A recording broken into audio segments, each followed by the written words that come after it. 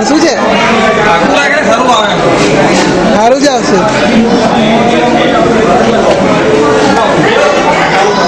હા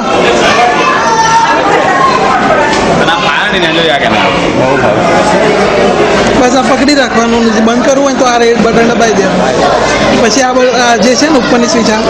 એ દબાઈ દેવાનું એટલે બંધ થઈ જશે કેમેરો પછી મિતેશભાઈને આપી દેવાનું બસ પકડી રાખવાનું